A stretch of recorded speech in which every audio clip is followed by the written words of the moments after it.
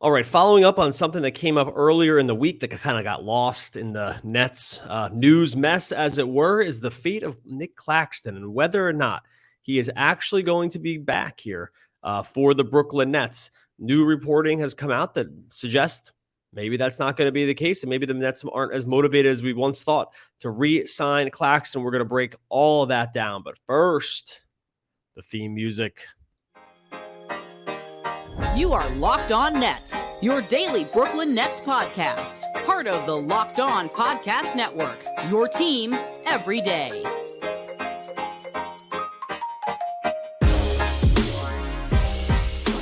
Brooklyn, yo. All right, welcome back to the Locked On Nets podcast and the Locked On Podcast Network, your team, the Brooklyn Nets, every single day. Thank you for making us your first listener of the day. Free and available on all podcast platforms, free and available on YouTube as well, where those numbers continue to climb. Really appreciate everyone making the Locked On Nets podcast your first listener of the day. I am Doug Norrie, covering the Brooklyn Nets here for Locked On. My co-host Adam Armbrecht, not in the building today. He's had a ton of draft duties on Thursday. Big moving up in the company, moving up over there at Mr. Adam Armbrecht, becoming a wheeler and a dealer. He had a ton of stuff to do for the draft. So going to roll this one solo. I'm Doug Norrie, owner-operator at DFSR.com. If you need projections for anything like FanDuel or DraftKings, go and check out DFSR.com. Got you covered over there. Point of note here, recording this prior to the draft, it was one of these weird timing situations where obviously the Nets don't have a draft pick. So if they had, we would have just waited till after the draft pick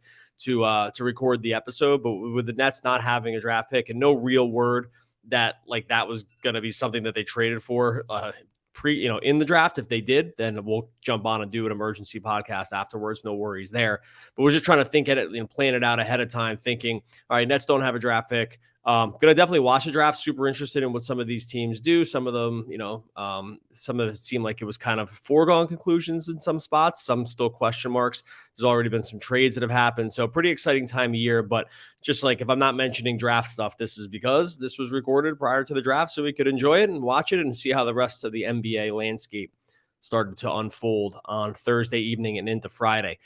Did want to touch on something that we talked about, that we kind of teased earlier in the week, and then the Kyrie Irving stuff came out, and that got backburnered, as it should. A guy like Kyrie Irving and his fate and his future with the Brooklyn Nets is always going to take precedent over just about any other story short of a Kevin Durant story, really. So it makes sense that we had to push this one back. But we had talked about wanting to get into some reports early in the week, over the weekend, late last week, early this week, about Nic Claxton and what the future might hold for Claxton here in Brooklyn, because there was some reporting, not from the Nets side, but from Jonathan Fagan, who covers the Rockets on the beat, had come out, and the Houston Rockets, and had mentioned earlier that the Rockets might have interest in Claxton.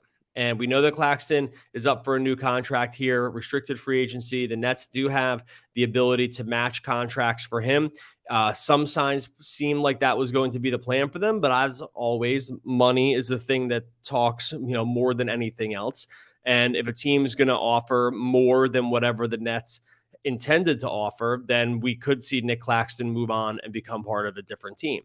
And there hadn't been too many rumblings of this. It's sometimes hard to figure out where the value for these guys is. We talked about this with Bruce Brown last year, and frankly, Bruce Brown this year as well, is trying to figure out where the Nets value these guys, how they're valuable to the overall structure of the team now and what the team is trying to do, and then how the rest of the league values them.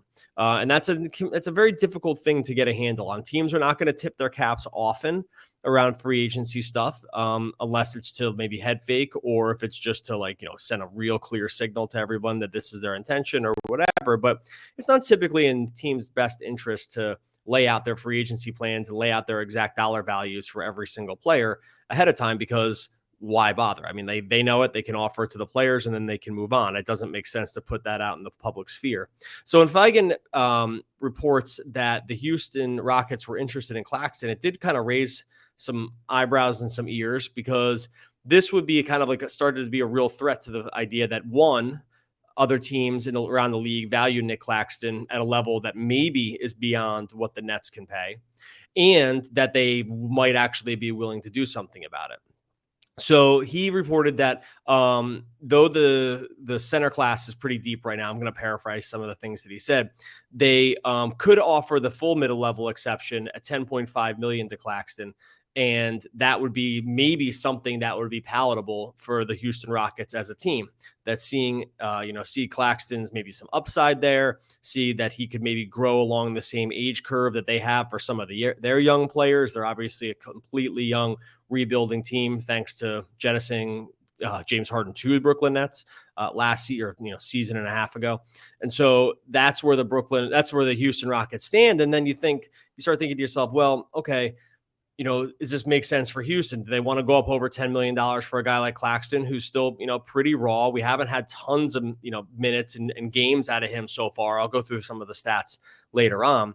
But when you start to think about the kind of team, and Adam and I had discussed this before, but when you start to think about the kind of team that might be interested in Nic Claxton, even a little bit on an overpay, this actually kind of does start to check some of those boxes. Claxton's only 23 years old. The Rockets are a very young team. They don't have to have it work out perfectly at this number. They can dream on the upside. They can play him maybe backup center, or if they wanted to try to pair him with Sengun or something like that at times. There's a lot of reasons a team like the Rockets could be talked into something like that, or would just be incentivized to make this kind of move. And this was a little bit of our concern when we talked about the free agent landscape heading into this summer, was that a guy like Claxton, because of his age, because of the raw abilities, because he has flashed certain skill sets that can entice you on a basketball court, and for good reason, that a younger team would kind of say to themselves, hey, he's young. We might be getting a little bit of a value here. We might be able to develop him in a way that the Nets weren't. Maybe we get the ball in his hands a little bit more. We get him a few more shots than the Nets. Nets basically just wanted him to rim run and block shots and switch on defense. And that was kind of what they wanted to do. We know that when, he was in college, he displayed an offensive skill set that was more than what has shown for the Nets. We saw him gain significantly more comfort over the course of this season when he actually was able to play more consistently. And we saw him start to grow, even to the point where I thought, some of those playoff minutes were really, really good. And maybe the Rockets are looking at that and saying, hey, if we can keep this guy healthy, he can be either a stopgap at center for us, or he can be something like that we flip later because we increase his value, or he's just part of our, sort of a nucleus of a team at a not too bad of a contract going forward. And there's, like I said, with these young teams, I think Claxton is kind of just the kind of guy you maybe take a risk on. Maybe, you try to pry him away from Brooklyn. You overpay a little bit because you say, hey, maybe he's worth a little less than this now, but give us a year with some development and with some other young stars and have a game that looks a little different than it did in Brooklyn. And all of a sudden that contract starts to look really good. So I can definitely see that. I want to go through some of the machinations about why this also might be in Houston's, where they're sort of looking in terms of, sort of their overall growth. Going to get into that, get into some of the Claxton stats too, talk about what the Nets might be thinking when it comes to re-signing him. We'll talk about all that in a second. First, boom, shakalaka, we got big news. The one and the only NBA Jam is back. Arcade 1-Up's leader in home retro arcade games is not only bringing back the best game ever, but they made it bigger than ever with a, wait for it here, Shaq Edition machine. It's one of the first games ever, this NBA Jam, to feature real and digitized NBA licensed teams. If you're like me back in the day, NBA Jam was the absolute starting point for when you wanted to get into some, good, ridiculous hoops action. No fouls, no free throws, no quarters required. Compete with friends and family through all new Wi-Fi leaderboards that makes you more connected than ever. You can pre-order now from arcade1up.com. That's arcade, the number 1, up.com for an estimated early September ship date. So you got to get in there now if you want to get it by September from Arcade 1-Up. They got more classics too, Colton T, Mortal Kombat, and others like this, all starting at just $3.99. Awesome addition to any place. They're giving away right now too an NBA Jam Shaq Edition to a Locked On listener. You have to enter for a chance to win a game console for that man cave. Go to arcade1up.com/locked on. That's arcade, the number 1, up.com/locked YouTube.com/lockedon. You got till July 8th to enter to win the NBA Jam Shaq Edition console. That's arcade1up.com/lockedon.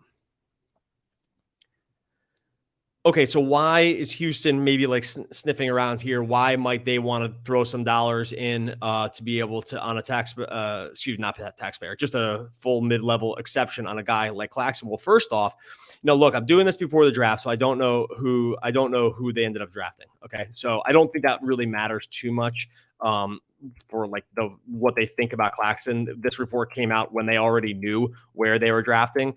They're drafting third. It seemed like all accounts that they were going to take Banchero. I'm doing this pre-draft, so I'll amend this a little bit. I don't think it matters when it comes to Claxton, whether this was going to be Chet or Banchero or whoever else, or Jabari. I mean, like, I'm not sure where they're going to go. It's going to be one of those three. The odds seem to suggest that that's going to be the order, but I don't think, one, that matters. And then two, they had made a move about a week ago to trade Christian Wood. They traded Christian Wood for a draft pick in this year's draft. They got a bunch of spare parts like Boban, Trey Burke.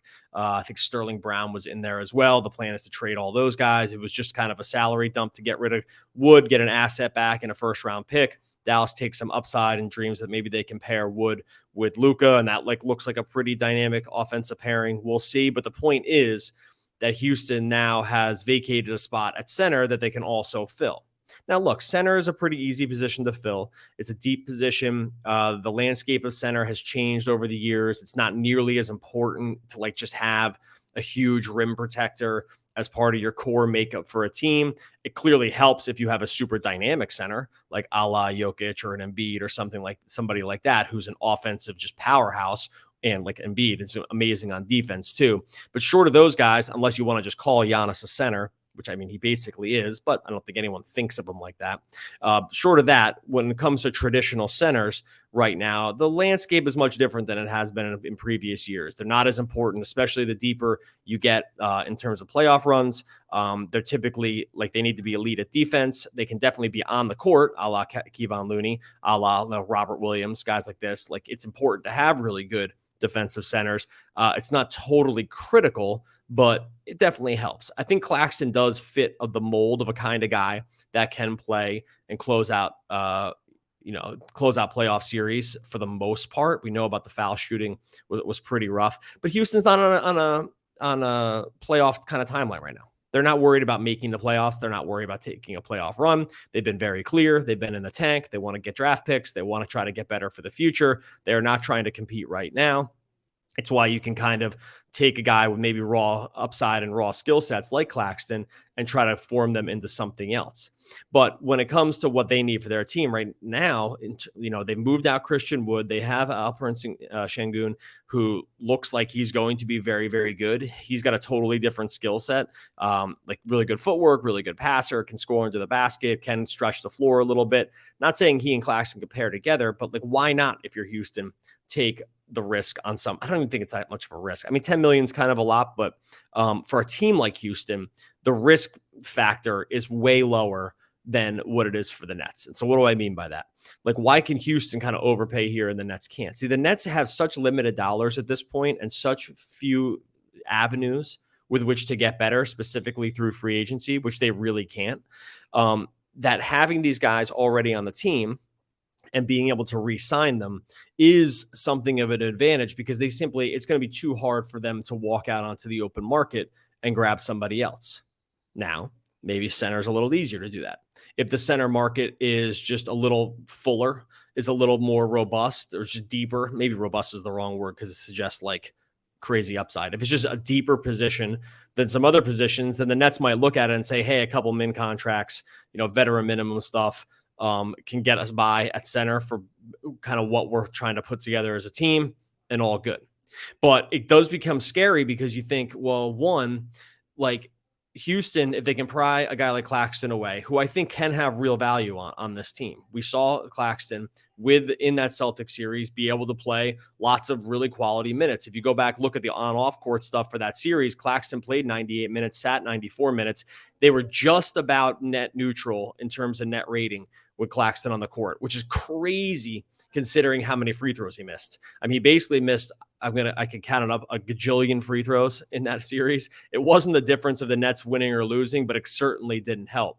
But for the Claxton to miss so many free throws over the course of his playing time and still have a net rating shows you, and by the way, free throw, that's correctable, especially for a guy like him, who I think the form is there, but like, that's a totally correctable thing. So you think, okay, he played like, basically neutral minutes for a decent stretch against a really good Celtics team that went to the finals. Like, that's not even something you need to squint and see it. That's just a guy who just straight up just did it. And so I think, from that standpoint, the Nets have to look at that and say, hey, he's definitely worth something for us. Like, there has to be a number that we want to be able to go to. Because we're in the tax, it becomes really hard, because not every dollar is one-to-one in and out, right? Like, I think there were 4x on every single cap dollar that they put in right now for any player. So a $10 million player becomes around a $40 million player because of the tax. That number is like a little skewed, and maybe it changes a little bit with the cap, but I think that's basically where we are. That's where they were with guys like Dinwiddie and stuff last year.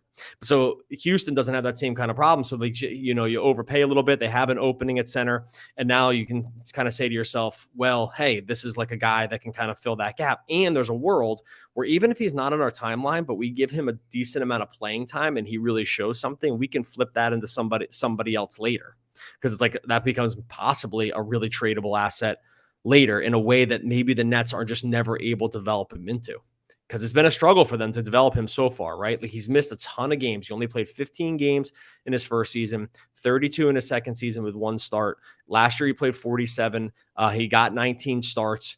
The stats were okay. Overall, like, the field goal percentage has increased. He was much better about finishing around the rim. Obviously, I just told you about the free throws, which are a much bigger problem in the playoffs than they were during the regular season. He shot 58%, which was actually an improvement over the year before from the line. And actually was his best number of his 3 years of his career, sample sizes being pretty small.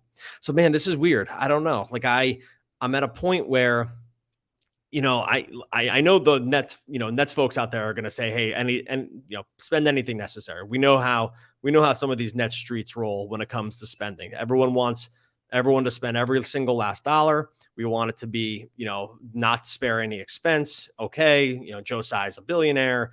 We shouldn't have to be worrying about pinching pennies if we're trying to win a championship. Like, I get all of those comments that have come through so far around when it comes the Nets and free agency. I totally get that. But it's like, that's not a realistic business proposition either. We haven't seen signs that the organization is willing to do that either yet. I mean, they have gone into the they have gone into the tax 100%. So they have spent, but they haven't really floated this like spend at every means necessary kind of station yet. There's been really no signal around that. Like, they've spent when it comes to the superstars. They ponied up that money, not Kyrie, obviously, right now, but that might be for different reasons.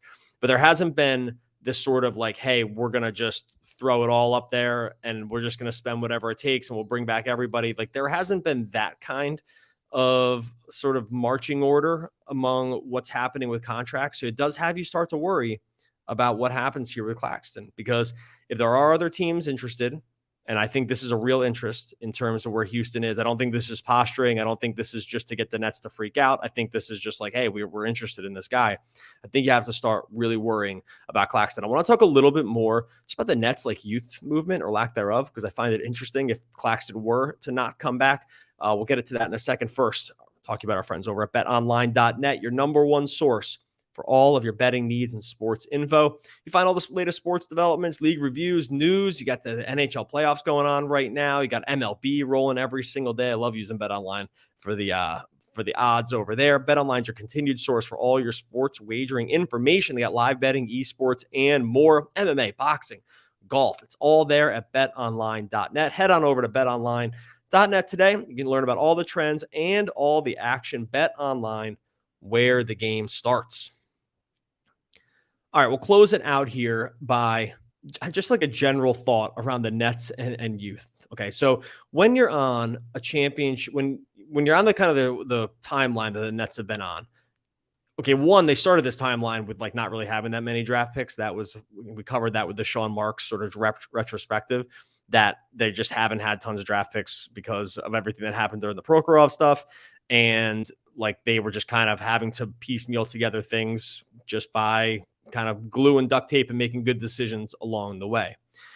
If they were to lose Nic Claxton to restricted free agency here, it would be he's basically the last player that they drafted outside of last year's draft and they're not going to bring in any guys. Okay, again, with the draft this year, short of something I missed here, but he's the last guy that they drafted that is still on the team right now before the Cam Thomas, Daron Sharp, Kessler Edwards, David Duke group. That's crazy. That's last year. There's no other draft picks from this team. Claxton's the only one still on it. The rest of the team is just made up of guys they brought in through free agency, guys they brought in through trade, guys who are kind of like old. Everyone's except for Simmons, I guess Bruce Brown too, pushing up and over 30 years old. And so the Nets really haven't had anything like a youth movement, but it's become so startling around how few guys that they are just have drafted and then brought all the way to the finish line. There's nobody on the team right now. Nobody through the draft that they've been able to do it. Now, look, some of that is circumstance. I said they did not have as many draft picks as everybody else. That's just the long and short of it. If you have fewer draft picks than everyone else, then you're going to have less of a time to be able to develop those draft picks because they don't exist. But it's so weird to think that Claxton, if he were to move on and move to another team and get paid, good for him. But like if he's able to get a lot more money than the Nets are willing to give him, dude, go for it. Obviously, we're team, pro, get what you can get. I've every single time. If you have the ability to go get more, go get more. Anybody in their regular life would do the same. Anyone who tells you differently is lying. So the Claxton being able to go and command a significantly higher dollar value from a Houston, the Nets are willing to do it. 100%. He should do it every single day of the week. But the Nets would be left in a situation where, again, they're going to have nobody that they've ever developed. It's going to be this one group from last year because it's going to go another draft this season where it's not going to happen. And then no seasons before that if Claxton were able to lose. Or if they lost Claxton in free agency. Sorry. So it's just a really, really interesting thing that's happened with the Nets. And I know it's funny about when you root for a team and when you follow a team, because part of that is like sort of the timeline of spending lots of years with players, right? Like most other teams outside of a few have a group of players that the fans have been with for lots and lots of years. Like they got them in the draft, they've developed them, they've seen them get better, they've seen them, struggle, whatever it is. There's like a buy-in. You kind of understand the ups and downs of what the player has gone through. But the Nets are just in such a weird space right now where that's just simply not the case. And it's like showing through the ranks of their team by just being like this aging group of players that basically all just came around within the last year and a half outside of Joe Harris. I mean, year and a half, 2 years, 2+ years. And so it's just a really interesting situation, one that is not going to change for the Nets anytime soon. It's just not, they're just not going to get younger. We're going to go through a long stretch here of kind of just seeing a lot of guys coming out, a lot of attrition, a lot of movement in and out of the team, because that's just the way they're built right now. They don't have any other way to get players. They're not really, except for the group from last season, the player development is kind of been ground down, short of just trying to develop guys that you are, trying to rehabilitate some of their careers or try to make them better than when you got them. And they have examples like that. Like Joe Harris is an example like that. Bruce Brown is a clear example like that. These guys that other teams just simply, Spencer Dinwiddie was like this too. These guys that other teams just simply didn't want, couldn't see it, for whatever reason, didn't get the time, didn't get the effort, didn't get the energy from the organization, just needed to mature, needed to get better at basketball, whatever it is. The Nets have been able to have those guys. Those guys felt like the young guys, the youth, for so long, but they weren't draft picks. They weren't guys that like the Nets scouted and then drafted. It was guys that, came into the league and then were kind of, journeymen and looking for other places to be able to go, or other teams just weren't able to recognize it. So it's a really interesting scenario with what's happened here with the way the Nets are built. And I'm curious what fans think about that, because it's just like a very different rooting experience than a lot of other sports situations. Most times with the team that you root for, you can find lots of guys or gals, you follow WNBA, that you've kind of gotten used to over the years, that you've developed a real rooting interest for, that you've gotten used seeing in the uniform, that you have wanted to tune in to see kind of how they progress. that happens in almost every sport in every major league, in like every pro sport at this point. Like that's just because it can't happen either way. It's like too hard to build a team just by continuing to go out in free agency. You have to develop some young players at some point. But the Nets are just in this cycle now where that's really either not possible. They don't have the patience. They don't have the vision around it. I don't think it's so much as that. Some of these guys they traded away, like, Karis LeVert and Jared Allen, that they did draft and that were looking like, real pieces. But, in wanting to get James Harden, they felt like they had to prioritize trading those guys, which I still agree with. But that I can understand why fans continually get upset by that kind of thing, because you want to be able to see those guys that maybe the team kind of found later in the draft and was able to develop and able to make better. And all of a sudden they're just not on the team anymore. And then it's Harden and Harden wants out and it's super hard to root for that. And then it's Ben Simmons and he never plays. Just like a really, really, really weird timeline the Nets are on right now. So be interested to see what happens, ends up happening here with Claxton. We'll know relatively soon. The Nets can offer him at the end of the month. Free agency starts July 1st. So once we clear the draft here, we have about a week to be able to start figuring out probably where all these moves end up landing. I, for one, really hope there's a way to bring Claxton back here. I hope it doesn't become just about a few $1 million. I get it. It's not my million, but I really hope that doesn't end up being the case.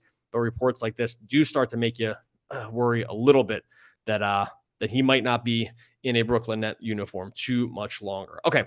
Going to get out of here. We'll be back Monday to break down the beginning of like the lead up to free agency, what we're hearing about where the Kyrie Irving contract is. There were some numbers thrown out about that. So, and there's, the dreaded Kevin Durant ask out rumor kind of cropped up through a couple different places.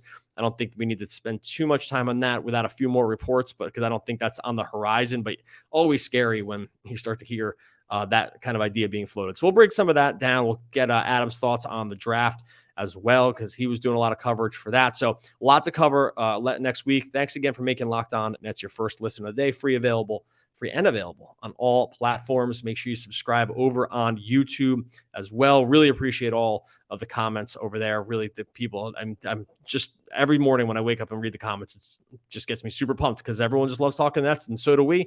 Helps us bring it to you free every single day just by hitting subscribe. So subscribe on YouTube, subscribe on the pod for wherever you listen to podcasts as well. We will be back again next week talking more Brooklyn Nets basketball.